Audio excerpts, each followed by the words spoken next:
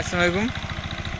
কলা খেতে পানি দিতেছি, ওইদিকে অর্ধেক দেওয়া হয়েছে আর এইদিকে দেওয়া হয় নাই। এটা পরে পাইপ দিয়ে লাগাই দেবো। এই খেতে দিতেছে তো, খালি খেতে দিয়ে নোক। আর ওই খেতে পানি দিয়ে দিছি, ওটাও দেখাই। এই যে পানির ড্রেন পরিষ্কার করে এরপরে একটু আগে দুপুরের সময় পানি দিয়ে দিছি, পানি এখনও আসে, দেখা যায় দিছে। প্রথম পানি দিছি তো এবছরের, এই জন্য পরিষ্কার করতে অনেক বেগ পাইতেছে আর কি। যে পানি আবার বের করে এই গাছ খেতে দিয়ে দিছি। এই যে পানি দিয়ে একবার বাসায় দিছি আর কি। আমার কলা গাছগুলো যিনি ভালো, অন্য গাছ কি হবে জানি না, তাহলে বীজ তো সুন্দর দেখা যাইতেছে। ওই যে সব দাঁড়াই গেছে পানি পেয়ে, টমেটো গাছও এই গাছও খারাপ হয় নাই। কলা গাছের জন্য ভালো হইব, এর জন্য আলু দিছি। আর কালকে আলু উঠে এলাইছি যে পানি দেবো এর জন্য। এই ঝালি বীজগুলো পানি পেয়ে একবারে সোজা হয়ে গেছে গা। কলা গাছের পোয়াগুলো যদি বাইসে যায় সাথে ভালো হবে। এনে আলু লাগাইছিলাম, আলু উঠাইছি, ওই জায়গায় আর কিছু লাগানো হয় না এখনো। পানি একটু জোয়াইলে পরে হালকা একটা কোপ দিয়ে তারা বুনে দিতে চাইতেছি। আর এই যে ভুট্টা বুনছিলাম, যে ভুট্টা তো এখনো গাছ তো পরিষ্কার করে নেই। পানিটা জোয়ার আইলে পরে ভুট্টা গাছ রাখে আর সব গাছ পরিষ্কার করে ফেলবো।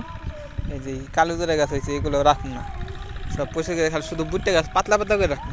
ঘন হয়ে গেছে গা, ঘন করে রাখা যাবে না।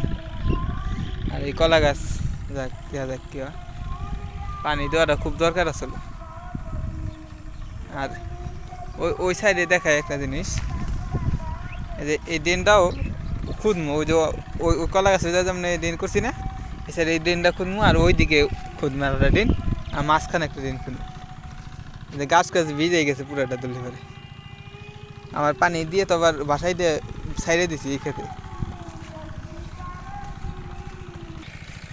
কিন্তু এই লাউ গাছটায় কিছু করতে পারলাম না, এখানে পানি, লাউ গাছের মধ্যে পানি দিতে পারলে ভালো হইতো, হল না। যাই হোক, আর মিষ্টি কুদা গাছ তলা হয়ে গেছে গা।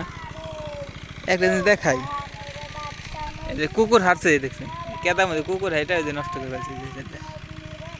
এই ওই দিকে একটু আবার নিরে তারপরে আলি বীজ লাগানো হয়েছে, কিন্তু এই দিকে এই থেকে কতটুকু জায়গা হালি বীজটা যে নিরান হয়েছিল না গাছ, অমনি ভিতরে লাগাই দেওয়া হয়েছিল।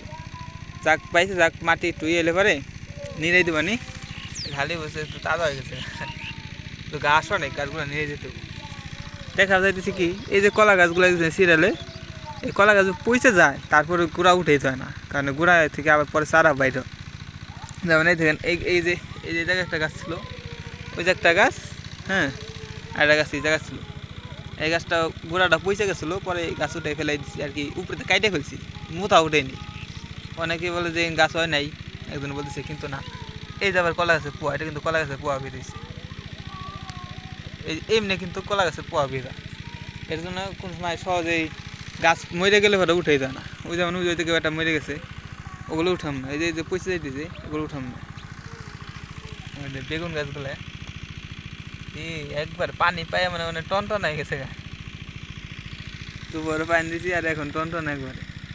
আর সস পাতাগুলো যে সব পানি জিনিস, গাছের জন্য পানি জিনিসটা খুব দরকারি। দেখেন এই লাউ গাছটা যেমন পানি নাই, তাইতে খড়খড়ে একটা অন্যরকম ভাব দেওয়া যাচ্ছে। তো পানি যদি থাকতো তাহলে পাতাগুলো ছড়াই একবার সুন্দর দেখা যেত। দেখি কয়েক বালতি পানি দেওয়ার চেষ্টা করুন। আর ওইদিকে রসুন গাছ আছে, রসুন গাছ একটু দেখি। ওই যেটা বলতেছিলাম, এই যে রসুন গাছ পানি পায়, এখন যদি ভালো হইতে পারে, যেটা বলছিলাম, ওই যে গাছ ওটাও কিন্তু পয়সা গেছিলো গোড়াই থেকে, কিন্তু এখন কিন্তু দেখেন নতুন পোয়া বেরিয়েছে। এরকম এটাই বলতে চাইতেছিলাম।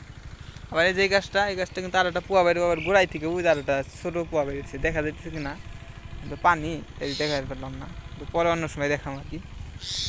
আর এই যে হালি বীজগুলা সবগুলো দাঁড়াই গেছে গা। আজকের জন্য এই পর্যন্তই। আল্লাহ হাফিজ, ভালো থাকবেন। দেখা যাক কী হয়। 2-3 দিন না গেলে আর বলতে পারতেছি না, কারণ ওই মাটিগুলো শুকাইব, এরপরে হাঁটবো। আল্লাহ হাফিজ।